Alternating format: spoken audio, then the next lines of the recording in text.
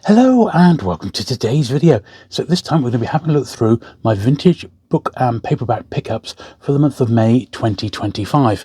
We'll also be having a look at some brand new publications that have come my way as well. So without further ado, sit back, relax, and let's get to it.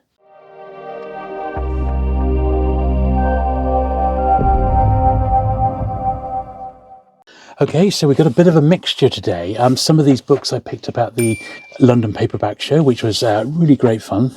And I didn't have too bad a haul. One of them was this Panther book. Now, I suspect, this one's just... Yeah, I remember now. This one's got taped together. I think... Well, what I want to start on, I'm grabbing my blade here. What I'm going to do, I'm going to cut this sellotape, which has been done many years ago, and then I'm going to put some actual glue in that bit there, so it hopefully will straighten up the sections a bit. I don't know, because I don't think the glue is actually going to make any difference. That back section is like in place. There's nothing we can really do about it. It's not going to push it back in, so I think I'm just going to have to leave that as is. I mean, it's not too bad. It's still fairly presentable, and certainly it will do as a reading copy. I do love escape stories, particularly Second World War, which is what this one is. And I certainly don't remember having this one in my Panther collection. But apart from that, there doesn't appear to be any marks on it at all. It's a pretty nice copy, that one, except the bit about it falling to bits. Assassination.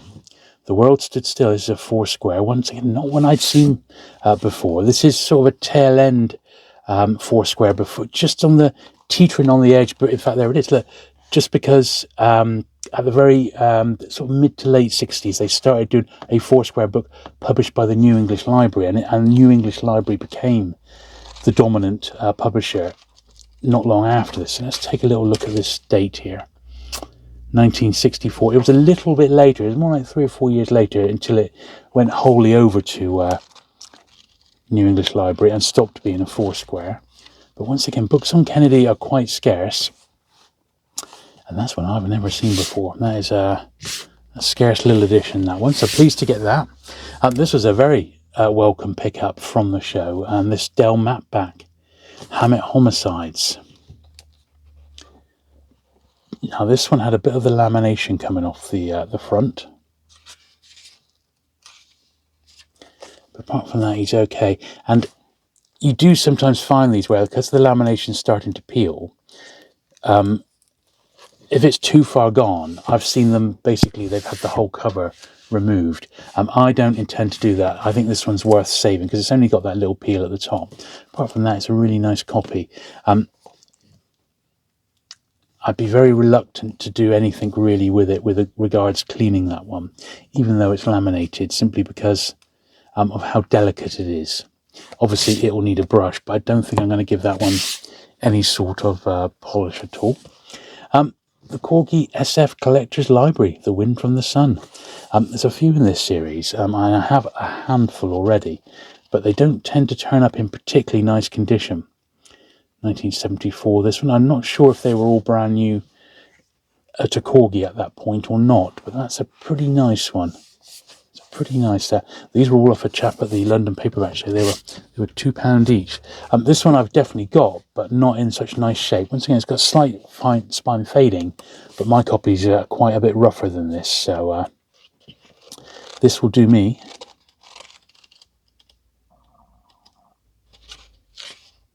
Yeah, that's okay. Not having to do much work so far today. And another one in the same series, Intangibles Inc. and Other Stories, Brian Aldiss. There we are.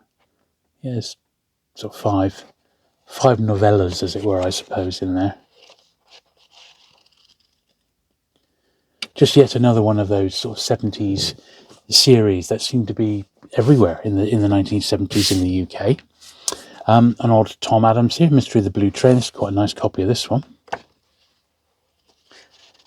And I believe it's the correct printing, the 26 impression. So I'm assuming that's the right one. I don't know. I haven't checked it, but these were, once again, they were in quite a cheap little section of the show, so I just grabbed them. It's got £5 inside. I certainly didn't pay that for it. Although in this, nice condition, apart from the little K there, I'd say it's probably worth a £5. It's a nice condition one, that. It's got the price blacked out there, but the spine's all right. Yeah, not sure on the printing history on this one. It says October 75, so I'm not sure if that is a first or not, but it's okay.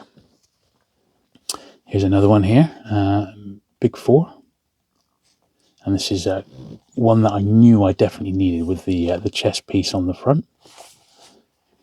Actually saw that original chest piece, the one that it was based on, down at Georgie Adams recently. It's fantastic. And by the time you see this, of course, the Georgie's collection, which was Tom's, of the artist's original Agatha Christie's, will all be up for grabs. I know a few would have already gone by now. I'm having a handful myself, filling in little spaces in my collection.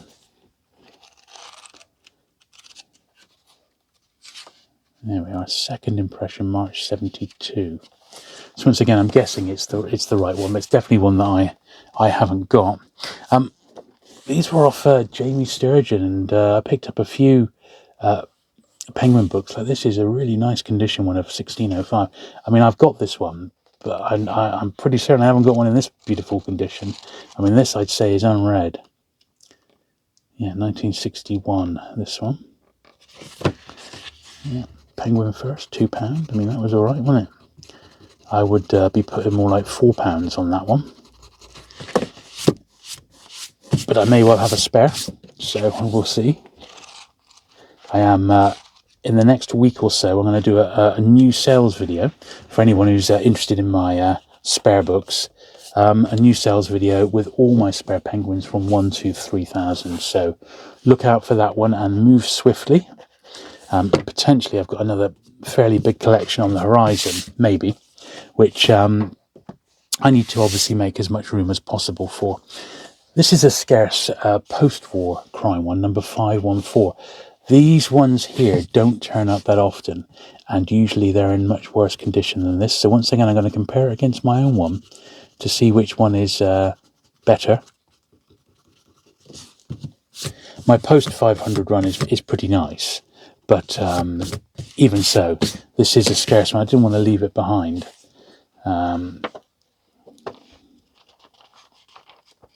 Yeah, £2. I mean, it's a very, very good price.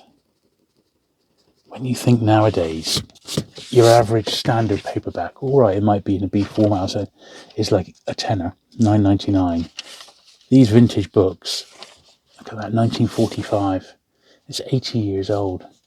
And it's just magic for £2. I mean, it's just knockout. Now, this one I know is a reprint, but I picked it up because it's one of my favourites by H.G. Wells.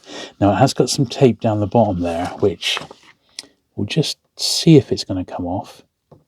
Sometimes they do. Sometimes, they just flake off. Sometimes they don't. It may be. Yeah, it's not moving. I think I might have to keep that one on. Oh, that side's coming off all right. Maybe not. No, I think if we do take that off, I think it's going to tear, and I'd rather it didn't. So we're just going to leave it as is. This is a wartime one. You can see by the very poor quality of the paper here. Look at that. This is a 7th from June 1943. I'm amazed it got reprinted at all, but it must have been selling so well. And maybe it got chosen because it's such a thin book that they thought, well, what reprints can we do? And this one is only, it's 125 pages. The Invisible Man is a very, very short story. So maybe that's why it got chosen to be reprinted. But I've never seen that print before, so I was pleased to get that. And then another odd Agatha Christie. Now, once again, I will have this one. I've got all the Christies in Penguin, but I'm going to check the condition because I know I've got some which are a bit low grade, and it was an Agatha Christie first, and I'm not going to leave that behind because they are very much sought after in Penguin edition.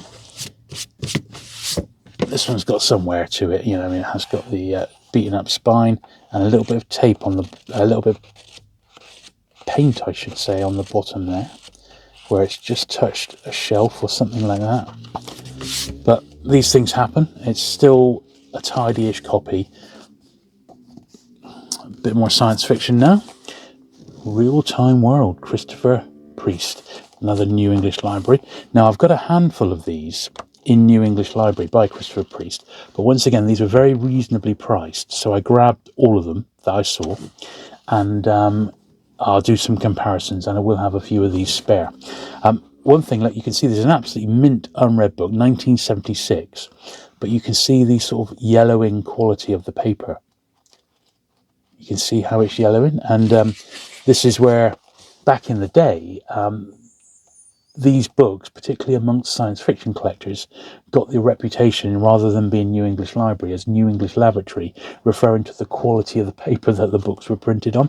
And that is a perfect example of a really nice book, but the paper, even though it's evidently been kept in a nice environment, is just aging as you look at it. It's almost like newsprint. Right, For the Future. What a great jacket there. I have seen that artwork before, but I don't think I've got the book for it. I do also collect any anthology edited by Harry Harrison. Quite a big fan of his work, and I've got quite the collection of it. And I was very, very pleased to get this one. Yeah, first in hardback, 1969. This quartet paperback from 1974. And once again, not a mark on it. That is extremely beautiful. An odd pan. Not often I get that many pans, but this is a good one. Antidote to Venom. I didn't want to leave this one behind. It's pan number 81. I honestly can't remember what condition my copy is in, but this is a scarce and sought after book. It's got that syringe cover there, which is sought after. And yeah, it's not your everyday sort of pan that you come across. First printing, 1949. And once again, that's a pretty nice copy there. I suspect that is better than what I've got. Right, so we just pause there on the paperbacks, and we're going to look at something a bit different, just to keep it fresh. Okay, so I received this one from my friend Robert Dice and Wyatt Doyle, and this is a re-release, but a brand new, vastly expanded edition of He-Men, Bagmen and Nymphos. It's classic men's adventure magazine stories by Walter Kalin, and this is part of the Men's Adventure Library. Now, you would have seen other books in this series on the channel. As you can see, it's a really substantial hardback here, and I wanted to let you know that this particular one is now out. These books are terrific. Look at the boards on it. Oh, superb. I love it. Walter Kalin wrote lots for the MAMs, the Men's Adventure magazines, as they're known. And there he is. And this is a compilation of some of his best stuff. Now, this was previously published in a much slimmer softback version. This is far more elaborate, and is much more, well, part of your Men's Adventure library. As you can see now, these are superb. Each story's got like an introduction, which it tells you a little bit about it. You get a reproduction of the magazine it's been pulled from, and then the whole story is reproduced. A great format, absolutely great. And the good thing I find about these is that you can dip in and out. So I've only touched on this one so far. I've not had a chance to even remotely go through even half of it yet. But I have enjoyed picking it up, and like all the Men's Adventure stuff that's being reprinted by Bob and Wyatt, it's a terrific read. They choose the very creme de la creme, shall we say, of Men's Adventure stories. As you can see, this is really good. Now, these ones are available at through Amazon, but also from New Texture is the publisher, and I believe New Texture themselves have a website. So mensadventurelibrary.com. If you want to do your best to support the authors of these, then go to mensadventurelibrary.com and order direct. But you can also, of course, get them from Amazon as well. And I'll try and remember to put links to these in the description down below. As you can see, virtually illustrated on virtually every page, and a really nice, crisp, sharp type. It's excellent, really, really excellent. As you can see, it is not a slim tome, this one. Really, there's some of the other new texture books and some of the other books in the Men's Adventure Library, which you would have seen reviewed on this channel as they've been getting published. Some good stuff there. There we are. It does create quite the library, doesn't it, this?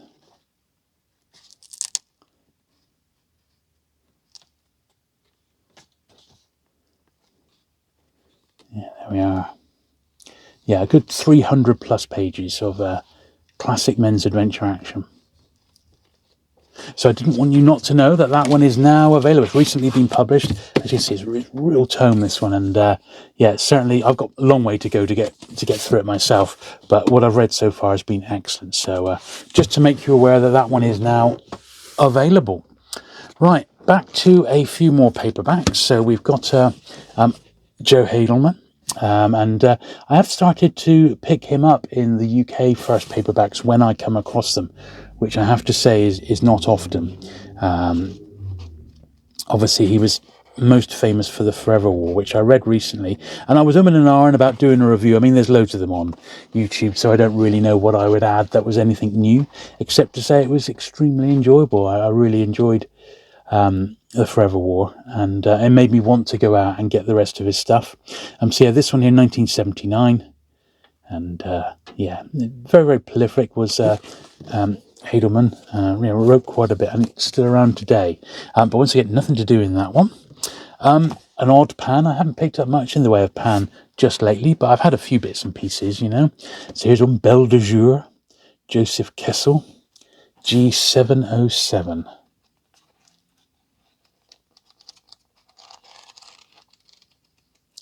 A little bit of tanning on that one, but nothing too severe.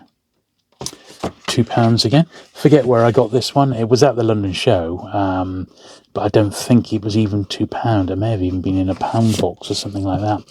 The thing is, and I was saying this in some of the comments, because that London paperback video has been seen, YouTube have really pushed it. I've got to say, it's on over 20,000 views, which is the most of any of those shows I've ever done. So really, really pleased with that. And, you know, I've had all sorts of comments, but, you know, one of the other things is, and I noticed this when I was going back editing that video, I was seeing stuff that I completely missed at the time. And I think I was suffering from what they call book blindness, where I was just seeing so many books, and of course filming as well. I just almost couldn't see the wood for the trees, you know. It's a bit of a weird sensation, but there's just so much to take in a short period of time. You know, you've only got 6 hours, really, 9:30 to 3:30. And come 3 o'clock, a lot of the dealers are starting to pack up. So you can't hang around, you know. And then, obviously, because it's a busy day, I was helping Dorset Bob, you know, move boxes and stuff around and watch his stall a little bit. You know, I had to take a break and have a bit of lunch, and that's another half an hour gone. Although I did have a very enjoyable lunch with Steve Holland, David Hyder, and Barry Hunter. So great to meet up with those guys. We had a pint across the road, and yeah, fantastic. That was a session that could have gone all afternoon if it wasn't the day of the London Paperback Show, when time is precious. Now, just speaking to Morris just yesterday, who wasn't able to attend the London show this time round because he was on holiday, he contacted me and said, Jules, what days are you free in September? And it's just one odd Sunday in September that I'm actually free. I've got shows every other day on the weekend. So we're looking, pencil it in your diary now, 21st Sunday, the 21st of September, for the next Morris Zardos paperback show. So make a little note of that in your diary now. Now, this is one I got from Barry on the day. He's brought it down because he very much wants to do a bit of a trade with me. And I've got to say, it is actually a bit of a cracker, this one. It's New English Library. Look, a 4-square Gothic mystery. Look at the size of it. It's a real huge tome. Very unusual for 4-square around this period. Most of their books are really thin. So it's quite the book, this one. Look at this, Melmoth the Wanderer. Pretty cool. Pretty cool. It's a first print from 1966, and I believe Barry wants to do a bit of a trade with me for a Josh Kirby book that I've got, a book with a Josh Kirby cover, which he very much is after. So Barry, if you're watching this, which I'm sure you are, thank you for becoming a channel member, much appreciated, and just email me again which book exactly you wanted, and I'll see if I can dig that one out for you, mate. I appreciate that. That's actually really, really nice. So yeah, nice little addition, that one. Whilst I was at the London show, I did get a bit lucky and pick up a few Pan Lozenge, as my friend Steve, the Outlaw Bookseller, coined a few years back. These were Pan science fiction, 70s and early 80s, and they have got that the lozenge on, very, very distinctive, and there is a finite number of them, and there are quite a few people now trying to put little runs of these together. I think finding them in tip-top shape is tricky. Finding them without faded spines, also tricky.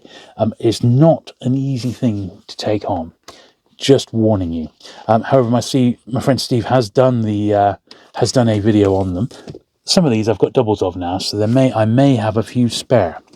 So watch this space. Watch my next sales video, because I might have some of these as doubles, and I'll offer them out.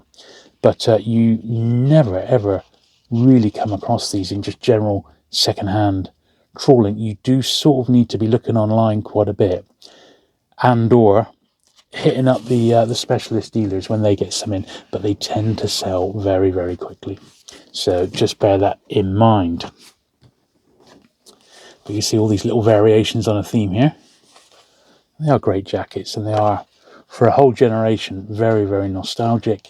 I mean, I certainly remember them, but I didn't make a point. You know, they were just science fiction to me. I didn't make a point. Oh, that's got that style logo on. It was just the Pan science fiction look. And over the years, a lot of them, although there's many that didn't come out prior to being a lozenge in Pan, I have got tail end 60s, early 70s Pan science fiction for some of the titles that were released beforehand. So over the years, I've just ignored them because they were just reprints. But now, of course, you know, I've gone down that slippery slope of pulling together these lozenge copies when I see them. Not obsessively, just when I come across them. And, well, the London Paperback Show was just one of those opportunities where there was a little pile there, and I thought, yeah, I'm going to get those. So I think I did pretty good. I got some more to show as well. This one had all of £1 inside. One thing about that London show, and a fair few people mentioned it to me, was they were hoping to go along and find vintage penguins, and weirdly they just weren't really there, not in big numbers like we've seen at previous shows. There was one particular dealer who I have had stuff off in the past, and he wasn't there this time, which was a bit of a shame.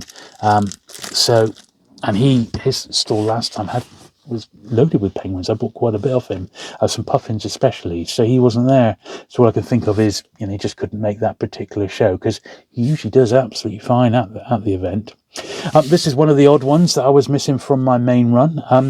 I have now completely catalogued the first 3,000 vintage penguin books, and of those 3,000, the first 1,000 in first edition I have complete.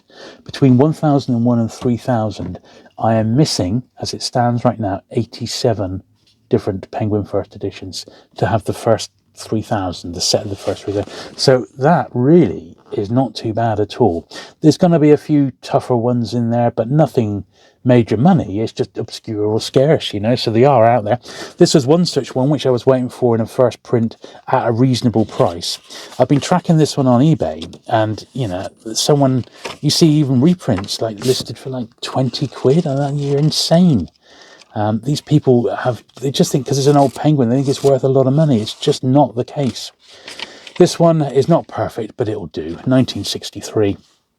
It's just going to have to make do. It is one of the ones I'm missing, so I was pleased to get it. Speaking of vintage penguins, with a bit of luck, at the end of July, I'm hoping to pick up another big collection, so watch this space. Now, this is an unusual series. Let me just get these out to give you them in all their glory. Once again, New English Library. So who has heard of Hook? The Hook series. This is 4 books. First in a mind-spinning new series by Tully Zetford. Who on earth is Tully Zetford? Tell me what's going on here. Wraparound jackets on them. Peter Goodfellow. I mean, they are really mad, aren't they? Now, these were a viewer donation, and I did save the viewer's details. So, yes, my friend Dennis McCulloch. So, Dennis, thank you very, very much for these. Dennis is a channel supporter, and he's seen me cover New English Library before. I got to admit, I've never seen anything quite like these. So, this is your more typical New English Library, where the books are quite thin. You can recognise the quality of the paper. But this, for so many people, including me, these books were sort of like my bread and butter back in the late 70s, early 80s, because these were secondhand. These were peanuts to buy, and it's just the same format as like the biker books that you remember so well, all the science fiction, some great garish horror stuff, everything that was a little bit on the edge. But this series here, well, they are a new one to me, Dennis, and I mean, the covers are just awesome, aren't they? Look at that. Absolutely brilliant. I am assuming the cover artist is the same on each one. Yeah, Peter Goodfellow. Look at that. What a set they make, eh? Now, I have no idea of the literary merit of this particular series. So I'd invite comments. Are these worth a read? They're not very long. I mean, it's basically nowadays, you could get one big book in that, and that would be published as one or maybe as a pair or something like that. But yeah, pretty cool addition to my New English Library collection. They're not even really faded. They're really tip-top. So once again, Dennis, thank you very much for that out of the blue donation. That was, well, they're going to go in the library, and I'm very pleased to own them. So thank you very much for those. That's super awesome. Now, these were a couple I bought from Morris, Zardoz Books. It's a couple of services editions. That was the one I needed. This one is a double, but it may be better condition than the one I've already got. I honestly can't remember. So I will have a spare of this blue one here. These are by Hammond and Hammond, and they only did, during the war, 2 service editions, and there they both are. That is, in fact, the set. As I said, that one I already had. That was the one I was struggling to find, I believe. And Morris put them up as a pair, put them up for like a tenner. So they're not expensive, about £5 each. That's okay. I didn't mind that. And on my dedicated cleaning channel, I've been going through recently my Guild Services editions, and they have been just astoundingly great condition. I mean, lots of them are file copies. I mean, I've just been bowled over by what I've been finding. The stamps inside them as well, Royal Navy libraries, and it's just really, really awesome. So if you've not checked out any of those, particularly those Guild videos, I recommend it, because there's some great stuff in there. So who remembers FlexiPop? Well, probably not many of you who are actually watching this channel, but I suspect maybe a few. FlexiPop was out in the early 1980s, and it was a sort of a pop mag of its day, and its gimmick was it included a flexi disc on the front of the magazine. Viva La Rock, which is a magazine reprint company, have pulled together issues 1 to 7 of FlexiPop. Look at this, 228 pages, and this is some of the other stuff that they do here. So you may have seen some of their stuff. Not really available in shops. These are available online direct.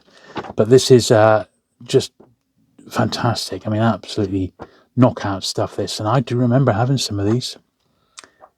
It was a very different time, you could say. And there's some absolutely amazing stuff in here. Absolutely amazing. So, as you watch this, I would have already reviewed FlexiPop with my friend Arash. There is the flexi disc in question. There's different ones. My one is the Selector. Yeah, I would have reviewed FlexiPop and the companion volumes, which is Punk Lives, and the first 2 annuals of the famous Punk Lives magazine as well, from the same publisher. I'm going to be going through these with my friend Arash. I went to school with Arash, and he is a musician in his own right, played with several bands, and he's the most knowledgeable person on music I think I know, really. Yeah, he's interviewed lots of these people over the years, and he's a really sound guy, so I'm really looking forward to filming this. Literally, I'm going to be filming our review of these two, our flick through of these 3 magazines tomorrow morning, Arash and I. So yes, it's going to be good fun, so do look out for that one. It'll already be on the channel by the time you watch this video, and yeah, I think you're going to really enjoy it. Arash is quite the character, and these magazines are awesome. So yeah, just wanted to make you aware that those are actually now in print and available to buy. You may have also caught my review of John Battine's Fargo. Now, this is brand new. It's been published by Gizmo Press. It's a graphic novel by Howard Chaykin, and it's an absolutely superb book. I really, really enjoyed it. It adapts one of the Fargo novels. Now, this copy here has got Howard Chaykin's signed book plate inside. That's his signature there. It's completely sold out. You can't get this for love nor money. And I've got a copy of this to give away. So I urge you to go to the Fargo video and just leave a comment to say, yeah, here I am, I've watched the video and I'd love to win a copy of the signed Fargo. And believe me, this copy could be yours. Hardly anybody's entered. So, I don't know why, because it's so fantastic. I might even put my own name in the hat. But there you go. There's a signed Fargo up for grabs. So just go to the Fargo video on the channel. I'll remember to link to it at the end, and have a watch and put your name down. You could get something which, these were retailing when they were brand new for like $35. It's a complete sell. It's probably twice that now on the secondary market. I haven't looked, but anyway, there's a chance to get one there should you want one at a very, very reasonable price. Also just published, but there's a full review coming of these, but volumes 1 and 2 are now available, which is Mytek the Mighty. This is volumes 1 and volume 2, and we've got volumes 3 and 4, which are out later in the month. And yeah, these are published by Steve Holland at Bear Alley Books, fully licensed from Rebellion. And this is part of his Treasury of British Comics line. So I was speaking to Steve about this line at the London Paperback Show, and he said, he's meticulously gone through all his back issues of Valiant and scanned in all the original artwork to Mytek to make it look as good as possible. And although I haven't started yet, these are on my list. As soon as I've finished reading at least the first 2, I shall come back and do a review of them. But as you can see, they're really great quality, and apparently it's a rollicking good read. So yes, Valiant was sort of been and gone by the time I was the right age to be reading it. I sort of started on Star Wars Weekly 2000 AD and Doctor Who Weekly. They were my sort of main comics when I was growing up. So Valiant wasn't in my wheelhouse, as it were. But they've got the first 2 volumes here, and there are 4 in total, and they've all been going to be printed by Bear Alley Press. But it's the first 2 that you can get right now. So if you fancy a bit of classic Valiant action, you know where to go. And do look out for a full review of all 4 volumes just as soon as I finish reading them, which will be hopefully quite soon. Right then, on to another little batch of viewer donations. So these are from my friend Katie over in Minnesota. And Katie is aware of my love of door books. Katie has supported the channel for, many years now, for about 4 years. You'll see her name in the credits. She's Frobert's Emporium on eBay.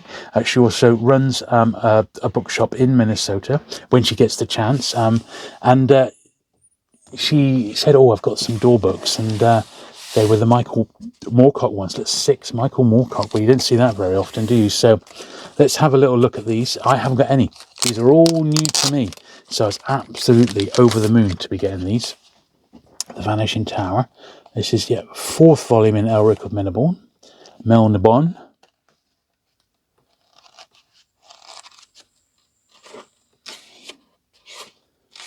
We love Door, don't we? This was a first, June 77. Now, it's got a little price inside. So it's been quite the while since I've got chased down any door, and there is a reason for that. And it's because where I'm keeping my door books at the moment is sort of full up. I don't really have room for any more new ones, so I haven't gone out to actively look for them when I've been out and about, when I've been to Morris's or at Dorset Bob's or even at the London show. I've not been trying to track down door books because my bookcase with them on is full up. But since I've started packing up quite a lot of my books to go into storage, which is I'm in the process of doing in view of hopefully moving house within the next couple of years, it has created more room. So the stuff which I'm still collecting, like door books, even though I haven't bought any for a while, I'd like to keep that sort of stuff close to hand. But series which are like done or complete or finished, they can, once they've been videoed, they can go into long-term storage for the next few years, just until I move house. So here's another one here. This is the third volume in the history of the Rune Staff. This is door 249. I know Door published quite a bit of Michael Moorcock, and when once again my friend Steve, the Outlaw Bookseller, when Steve spoke to Michael in Paris, and if you've not seen that interview, I very much do recommend going and have a look, because it's brilliant. But he does mention Door Books and that he didn't get paid. So I wonder what happened there. I wonder what the true story is behind that. But maybe they were being a bit cheapskate or thought they could just get away with it. I don't know. Look at that, Bane of the Black Sword, 5th Elric. So yeah, so Katie, gracious, I've been really lucky this month with the viewer donations. They've been absolutely amazing. This one's got a bit of yellow into it, but I will give it a bit of a polish. Tiny bit of page edge browning. Still that same period, August 77. When you think it's almost 50 years old now. It's incredible, isn't it, these books? I got to admit, I have read Door Books, and I love the feel of them in the hand. I think they're great. I think they are just great pulpy books, and I do really enjoy collecting them still. The key is, of course, to try and find them with nice bright yellow spines and unfaded author name, and that's the hard part. So this is the 4th and final volume in the history of the Rune Staff. Now, who was that cover artist? Cover art, Richard Clifton Day. Yeah, very cool.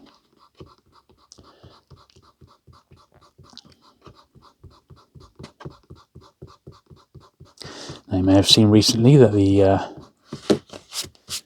signed Tom Adams Agatha Christie books are now available. If you are interested in those, just drop me an email at julesburt@gmail.com and I can send you the price list.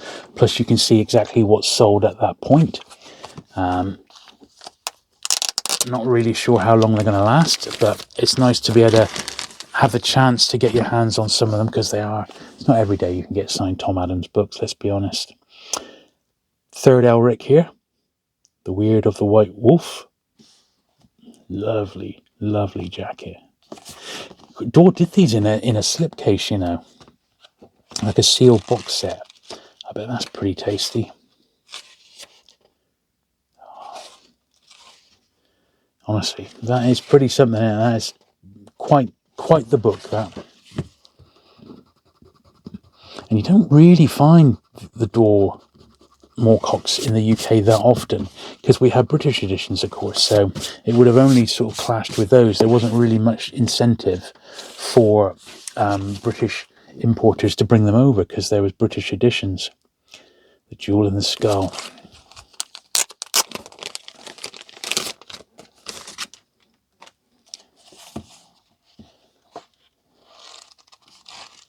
What a legend the man is, eh, Moorcock. Look at this author's note. This edition is the first in any country that I had the opportunity to revise, and is the only text I've been able to check before publication. Well, there we are. So it looks like this is as approved by the author then, by the look of it. There you go. Maybe that was the deal. Yes, you can publish me, but I need to be able to revise it. Well, Katie, thank you so much for that, and for your continued support of the channel. As I said, if you want to check out Frobert's Emporium on eBay, that is definitely a place to go.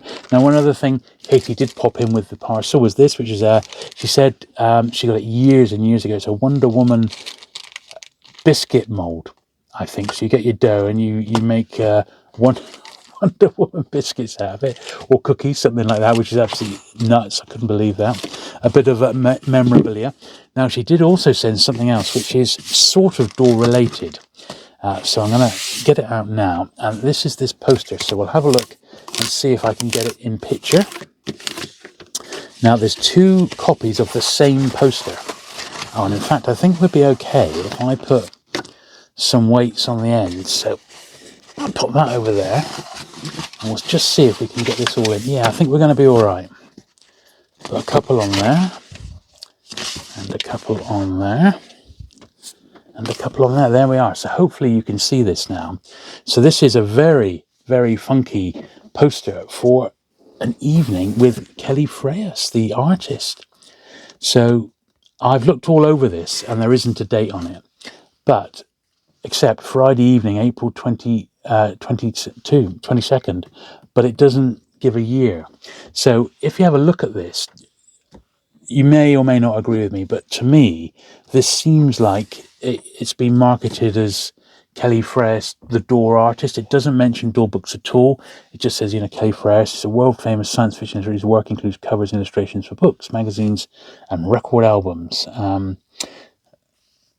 Friday evening, April the 22nd, the Graphic Artists Guild will present a program with Mr. Freyas.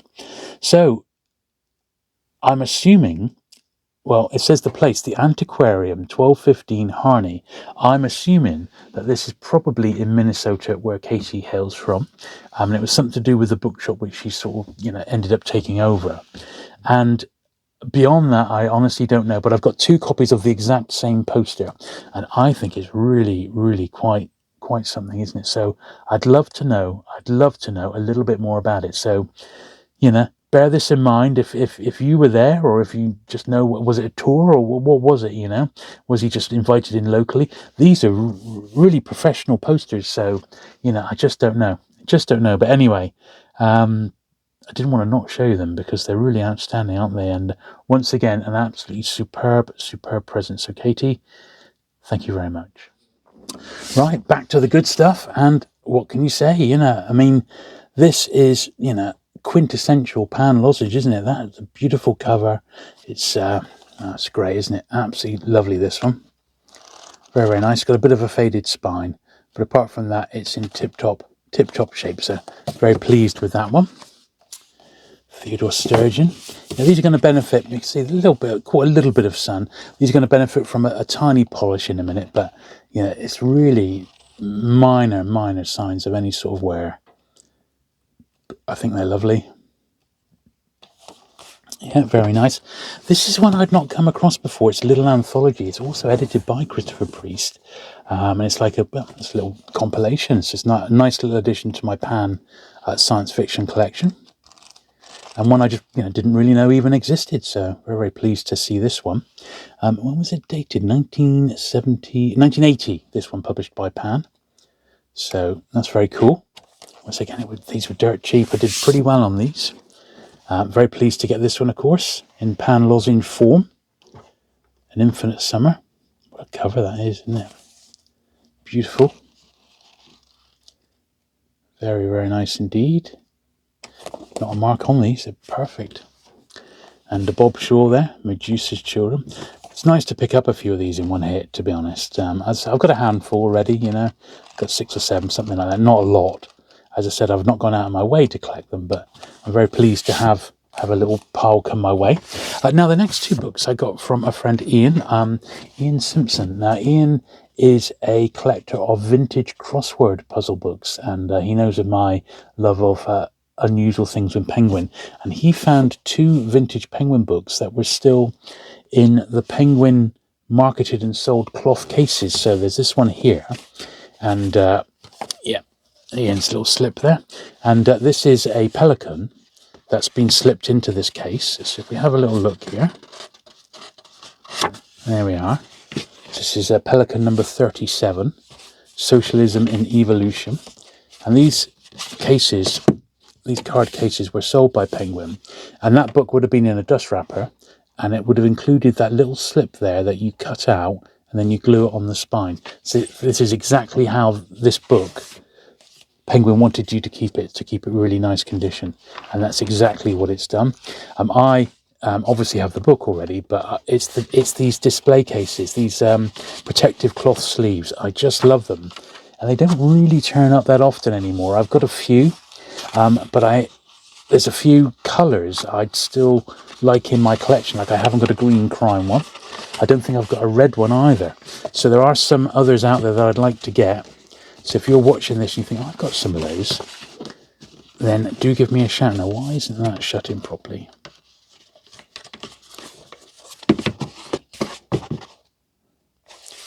All right, there we are. Yeah, there we are. So, yeah, really, really nice, that one. And he did send me another one as well, which this one's a darker blue. It's Whitman Steed the Press. And yeah, this was a Penguin special. So, you know, if anything, it should be an orange one. But I don't think they did an orange sleeve. But it's an early Penguin special, 1938. But yeah, that's what that one is. Once again, it would have been in the wrapper, which has been taken off.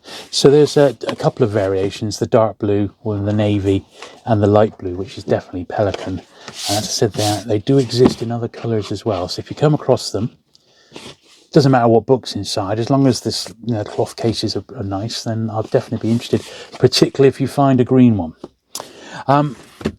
I've had this I forgot to include in my last cleaning video, and this is a Grange Hill box set, which I think I paid all of £1 for. I picked it up at one of the toy fairs, if you can believe it. So I watched Grange Hill. I was of the right age when Grange Hill was first started, and I remember it was fantastic. We were loving it with my mates, and I don't think I've ever seen the box set. This is all the original books. This was after Tucker left home, or was it Tucker's? They had stories of Tucker in and out of that. There was a thing called Tucker's Luck, wasn't it? That was like a spin-off from Grange Hill. But yeah, this was £1, so I thought, well, I'm definitely going to keep it for that sort of money, just for the nostalgia, really. I do have another Grange Hill book at home in the collection, which was by the creator, Phil Redmond, who went on to do Brookside, of course. And it's a BBC hardback, and that was the first ever Grange Hill book. And that, I believe, is actually quite scarce. But yeah, a few of these guys have passed on now. Todd Carty's still around, of course. But a few of them tragically died for various reasons, But yeah, a memento of its time, really. So the books themselves are actually fine. So I'm just going to, because they've been in that slipcase, the slipcases obviously kept them nice condition, like so. But the slipcase itself, it's got a little bit of marking in that on there. So I'm going to give that some polish in a bit. Obviously some stuff I'm not going to be polishing at all. Right, we've got a few more. In fact, this is the last of the paperbacks now. So yet another Christopher Priest in Pan Lozenge, Inverted World. Pretty nice condition as well. Yeah, I can't moan at that. 1979. That's a beauty, isn't it, that one? Bester, Dark Side of the Earth.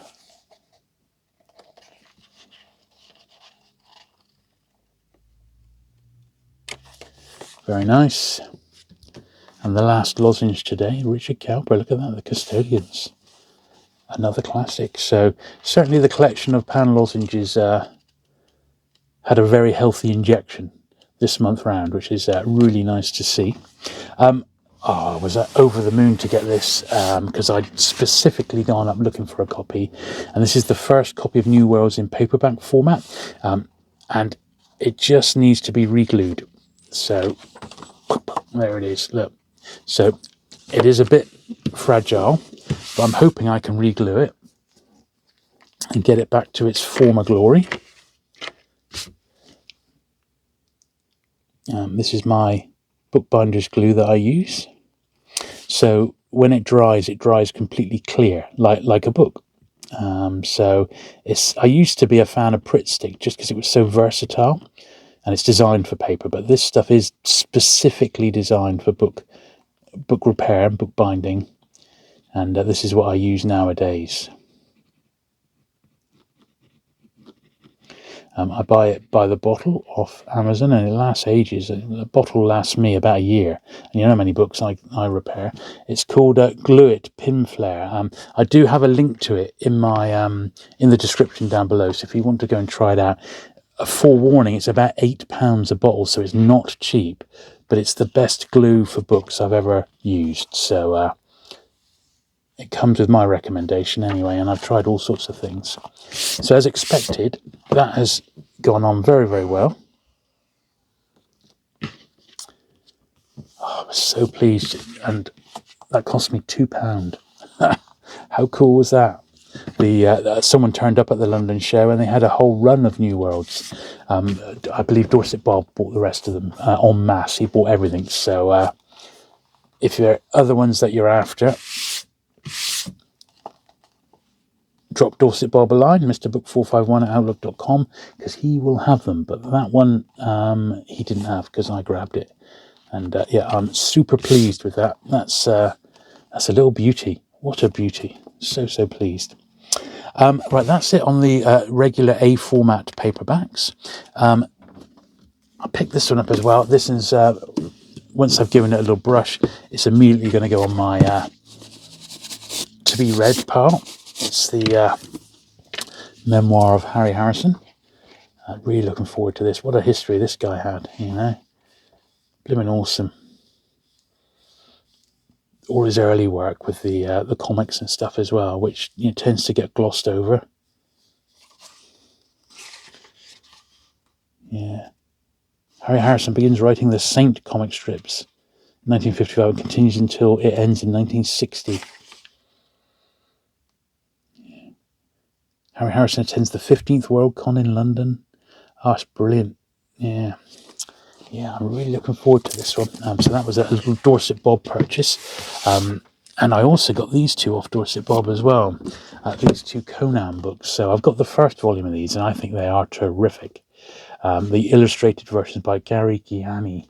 I believe there's 3 Conan. I've got the first one. This is 2 and 3.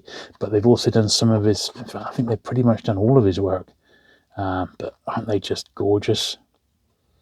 Very, very nice indeed. These are first prints as well, which I wasn't expecting, because these have been out for about 20 years now, something like that, maybe a bit longer. A Conquering Sword. So what a way to have these original Conan stories. This one's a bit bigger. They're great, aren't they? Would have made terrific hardback. I don't know if they ever got printed in hardback, but these are beautiful trade paperbacks. Absolutely beautiful. And they're brand new. They're from Dorset Bob, and they were basically pristine, so nothing to do on any of those. Then the last actual book was, once again, it was another viewer donation. So this is from a supporter of the channel and supporter of my work in general, a chap called Dave Cooper. And Dave went on to Amazon, and he looked at my Amazon wish list, and believe it or not, this was on here. So this is a classic Penguin, cover to cover, and it was basically a celebration, not just of vintage Penguin, but of Penguin pretty much up to when the book was published. And for some reason, and I don't know why, I'd never got round to getting this one, possibly because it was an American book. It may not have been printed over here initially, but if we... So I can give you a proper flick through of this one. So, as I said, it's not all on vintage, but there's vintage stuff in here, and it's a celebration of the best of Penguin design, both in the UK and the USA. And obviously, nowadays, Penguin are much more experimental than they ever used to be.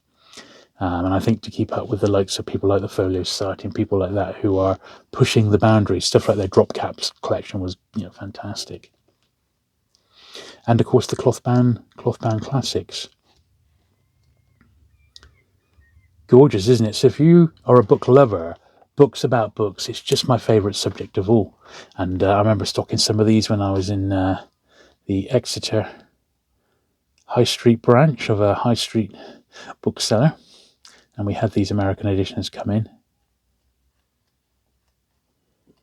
Yes, this is really taking it to the next level with some fantastic design. It's a shame some of them were paperback, in actual fact, because they would have made superb hardbacks. But yeah, some good stuff here. Stuff you don't generally see, but it's good to know it was published if you do fancy picking something up on the secondary market. Penguin needs to be doing loads more of this sort of stuff to keep its identity. I've spoken to a few people in the book trade about their recent 90th anniversary celebrations, and it's the word is underwhelming, shall we say. It's a shame, but there you go. But see, they can do it when they want to. They really can. Amazing. So a fantastic book. What a feast for the eyes that one is. So Dave, if you're watching this one, thank you very much. I really appreciated that. It came completely out of the blue, and yeah, it's once again, it's on the to be read pile, which is quite high next to my bed at the moment. Right, so the last new stuff to go through really is a few little catalogues. Now, you would have seen me go through these in my London paperback show haul. So these are just vintage British book catalogues, and I absolutely love this sort of stuff. And I was pleased for a few to come my way. They're all sort of mid-70s ones. Very enjoyable. Absolutely love those. There was a couple on the Collins Crime Club as well, which was super.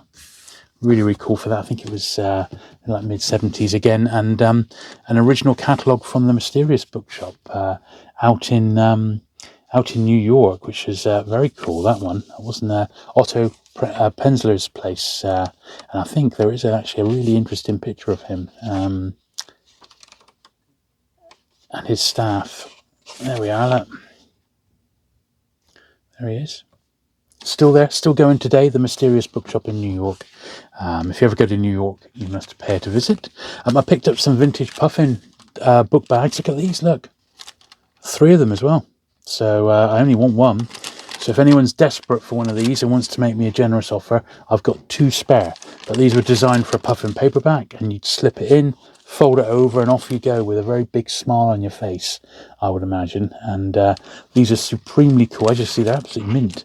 And the lot came with 3 of them, so I bought 3. They weren't cheap, but I do only want 1. So if you're interested in a spare, I've got 2 spare. Drop me a line and we'll see if we can come up with a price. I also got 2 very nice bookcases. This one is at Thor Heyerdahl, who I really like. It's not for Aku Ake, which is his favourite of mine, but or my favourite of his, I should say, but this is for the Rare Expedition. So an unusual Penguin mid-70s bookmark, and another one which I was delighted to get. You can imagine, look at this. So you may remember a little while back I got the original Reps subscription form for this. These are the mid-70s black-covered George Orwell releases, and look at this, and the accompanying bookmark. Unbelievably cool. I cannot tell you, that's one of my all-time favourite bookmarks. Look at it. Absolutely awesome. Awesome beyond belief. I paid about £7 for that one, but it was £7 well spent, in my opinion. The only other bit of vintage memorabilia I got was this. It was a Penguin order form from 1957, September 57. That was one I didn't have.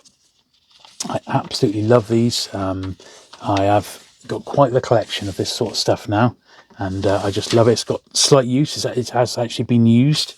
There's a few ticks and things there, but it's this sort of stuff. It generally wasn't really kept, and it is scarce, and I just love it. So yeah, brilliant. So anyway, that's everything new that's come my way in the last month, which when I look at it all is actually loads, isn't it? And what I need to do now is just give a few bits and pieces a brush and a bit of a clean. Right, so these books here, we can brush them down, but they absolutely cannot be polished because they've got matte front covers, for example, or they're really delicate like that gel matte back. But they can be brushed. So we'll give them the brush first to get off any shelf dust that may have accumulated over the years. But that's it for these. They can't have any more. This matte back is the same.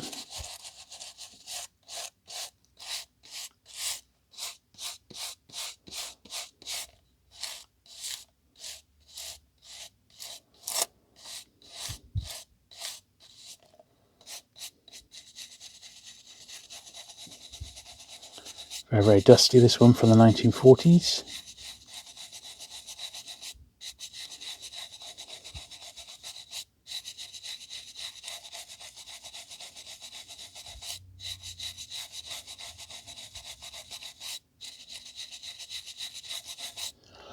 So, took a bit of care on that one.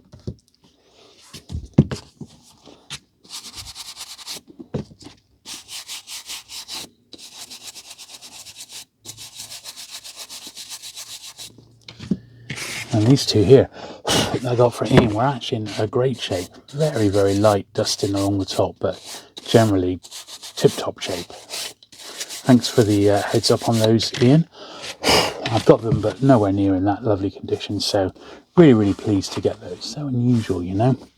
Right, so those ones there obviously couldn't be polished, whereas the rest of it is fair game. They can be brushed and polished. So we'll just finish the brushing part first, since that's what we're doing, and we'll just work our way through.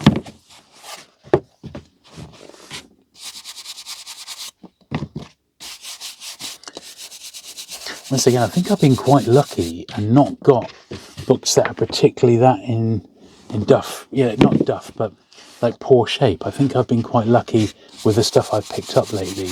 It hasn't really needed much of a severe clean. Not like, you know, sometimes you do when you buy from a second-hand bookshop, for example, and they've not had chance themselves to give the stuff a clean.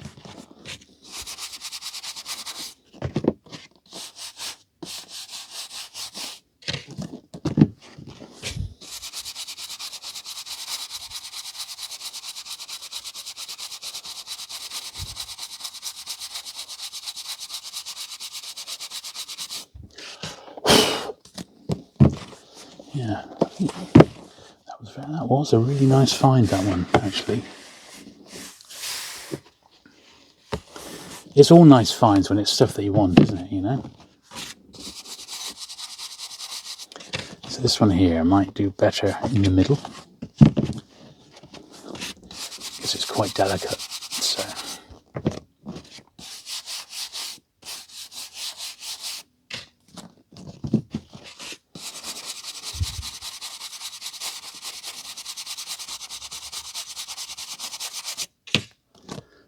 Lovely. It is quite amazing how much dust you can get off these ultimately, you know.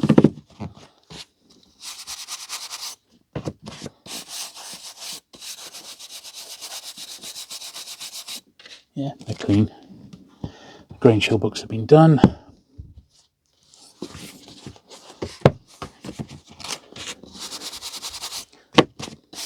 think Katie had already done these more cocks before they were bagged up, but out of habit I'm going to do them again.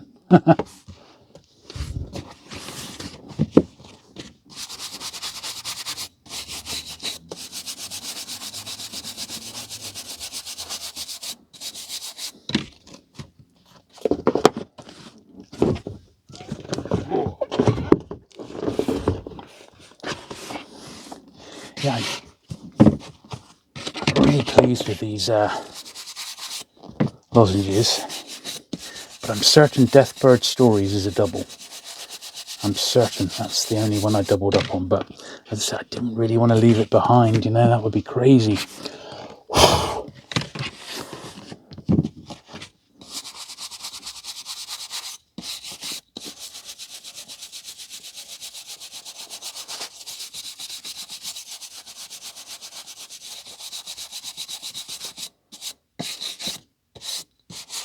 There we are, right, phew.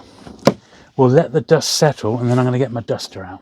Right then, so I will give these a very gentle wipe over with the polish. Not that they need it in a lot of cases, it's just that light bit of surface dirt on some of these where it should make all the difference.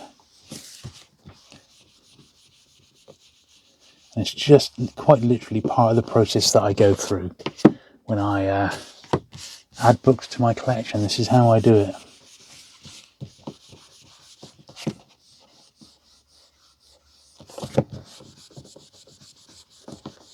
And sometimes, you know, it's hard to pick up what I'm taking off on camera, but believe me, I am finding little bits here and there.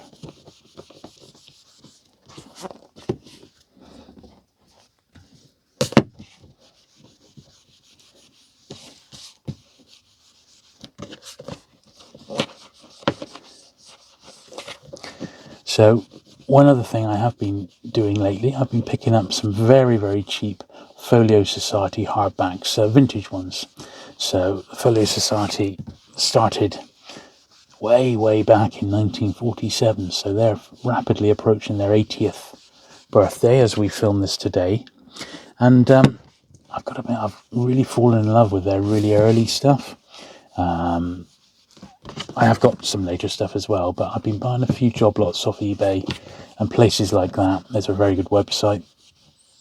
You can trade stuff. And basically, I've got a bit of a collection together now with some great bibliographies, and I'm going to do a dedicated video on collecting vintage Folio Society books quite soon. And then, you know, within the next sort of calendar month, so look out for that one. If you like Folio Society books.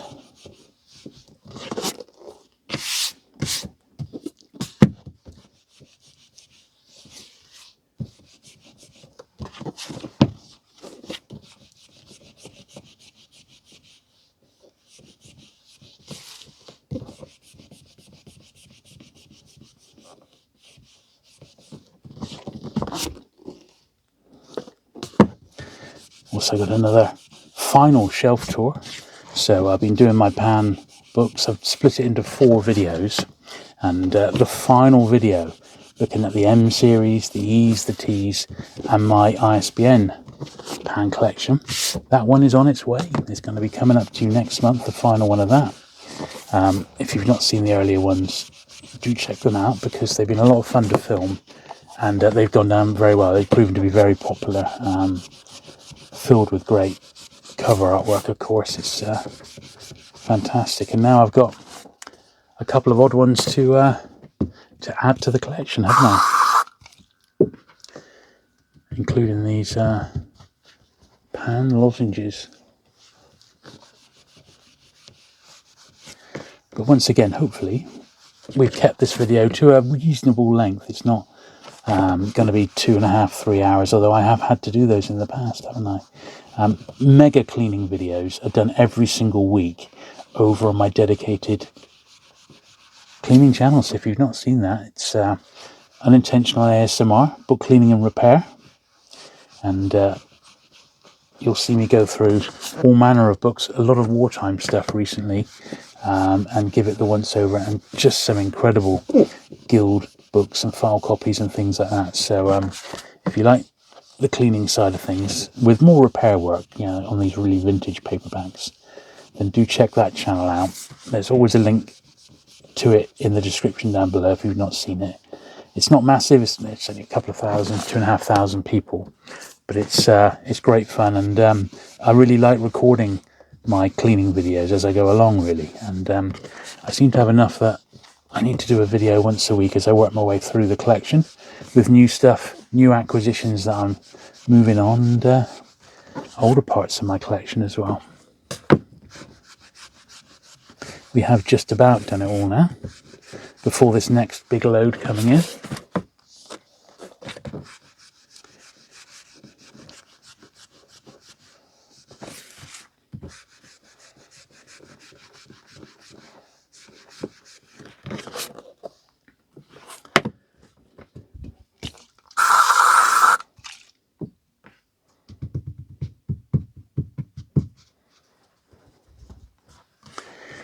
Special thanks to all my new channel members and patrons. It's really helping to keep the channel alive. As I've always said, YouTube is a roller coaster, And even the very, very biggest channels, regardless of what your subscriber count is, they suffer, and it's peaks and troughs.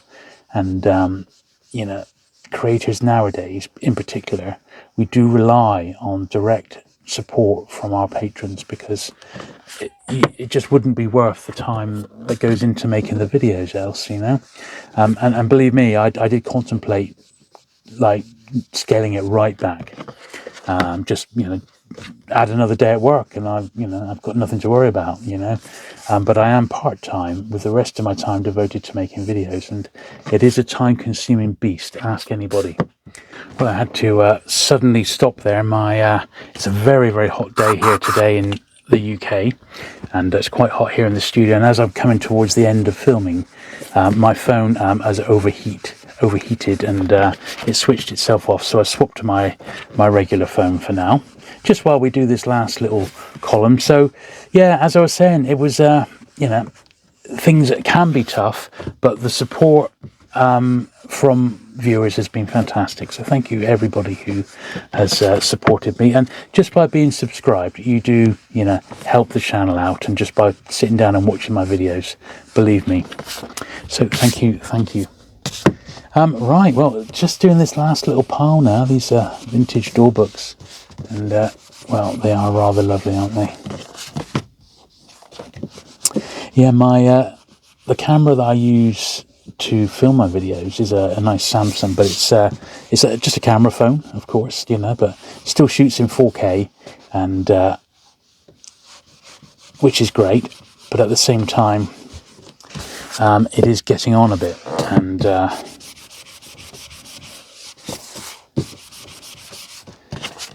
it's time, you know, it will be time this year to retire it and just keep it as an absolute backup.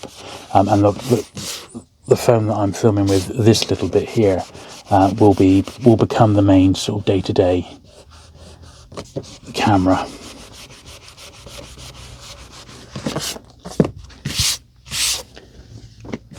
At least that's the plan. And I was just checking there that this particular camera was shooting in proper Ultra HD in 4K, which is what I'd like the videos to be shot in nowadays. You know, I prefer them to be in 4K, if possible. Some channels are, you know, and YouTube will accept videos in 8K now, which is, you know, a bit beyond it. Although my current phone, the one that I'm shooting on now, will actually do that, but I think that's beyond the need, really, you know.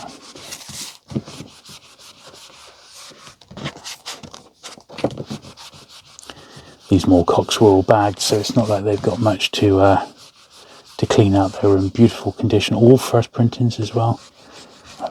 Very, very lucky indeed. It's been ages since I've added anything to my door library.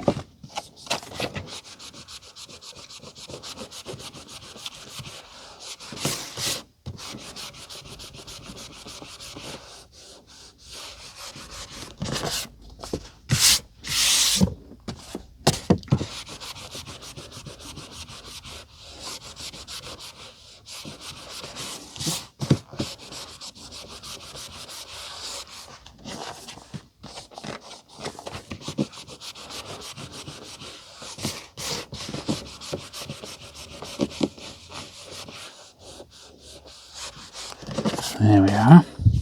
Now, this Grange Hill one had just that, looks like a sticker removal mark on the spine, to be honest. That's what it looks like.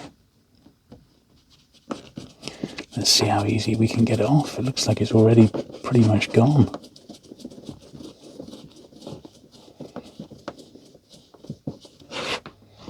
Yeah, it's gone already. Amazing.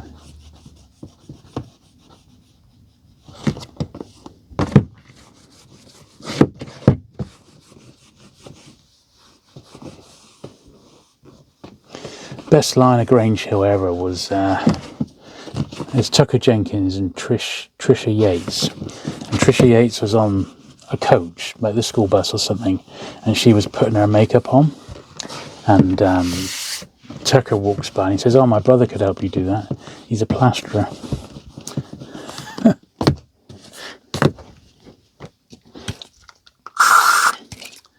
Well, I thought it was funny. Right, let's get this last little lot done. So I hope you've enjoyed today's video. I mean, it's been a pretty good mix of stuff. Not loads and loads of vintage, but definitely enough vintage, shall we say. So I am conscious that, you know, July potentially I could be, you know, overloaded with stuff again, and I don't want that if I end up buying the collection, of course. So I need to be weary of what I'm taking in. So that's why there will be another Penguin sales video before too long, you know, in just a couple of weeks' time, simply to have one last push to clear out what I've got left before anything else potentially comes along. Not that it's going to be available for sale straight away or anything like that, but it would be nice to make a little bit of room beforehand, just to clear the decks as much as possible, basically.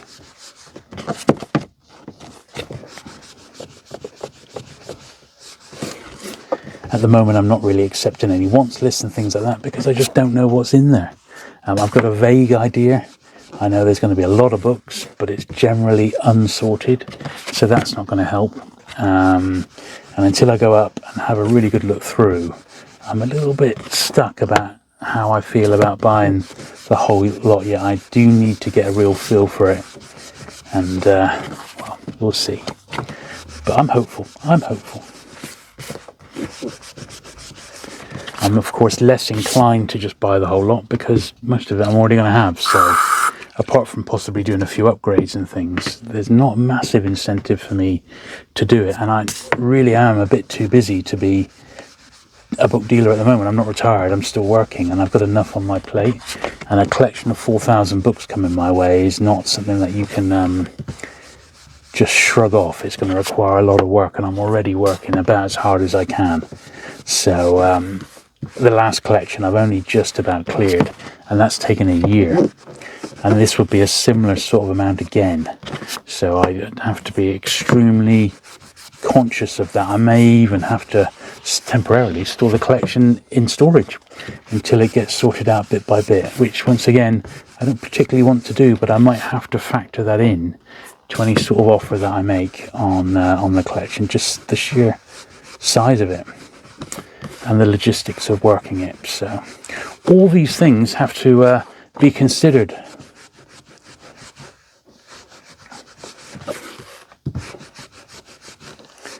But we'll see. It's all good fun.